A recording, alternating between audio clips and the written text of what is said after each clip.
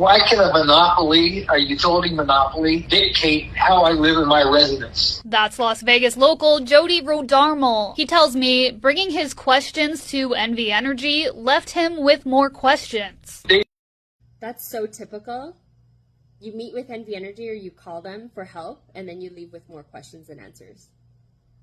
They basically said that, well, we believe that there's not going to be any increase. Well, if you believe there's not going to be any increase, then why go to a new style of billing? As a retiree living on fixed income, Jody says he needs to know how a daily demand charge might impact his lifestyle. And they said, well, say your air conditioner is real high during the day when you're at work.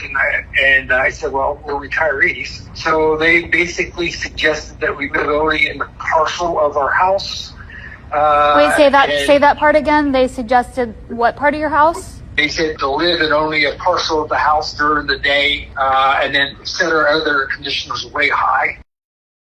Wait. So NV Energy is telling you where to live in your house and when to use the power.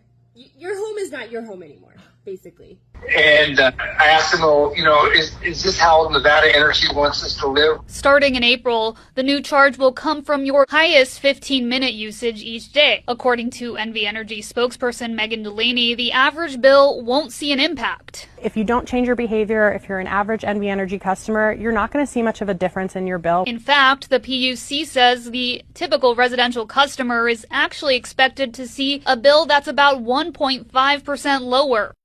Wait, how is this going to be 1.5% lower if they're charging us extra for peak charge? The math ain't mathing. The math is not mathing here.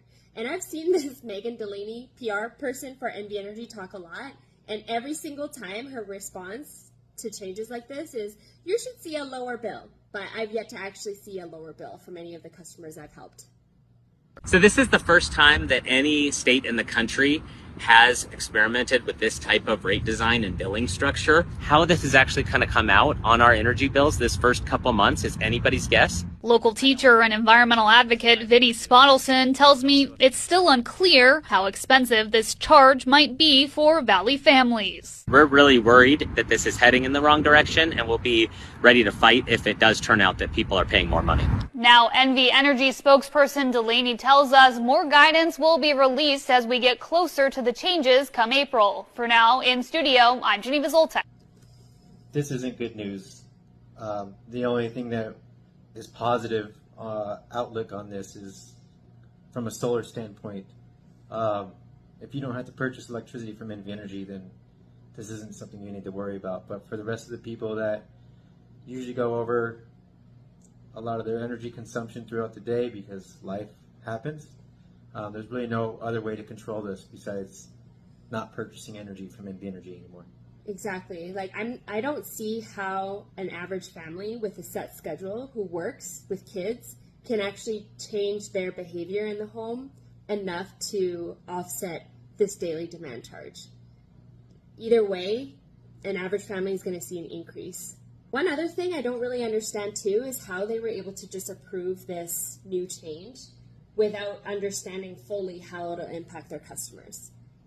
Wouldn't it make more sense for them to propose this change, actually do the analysis to determine how it will impact customers, and then give us that heads up, like, this is what you can expect? Because at this point, they don't know what to expect. Even this teacher and the environmental advocate doesn't know what to expect. We are going to be the guinea pigs in this test run that they're going to be doing, and it may be permanent. And the effects don't look positive, so tighten up your wallets, guys. Tighten up your wallets.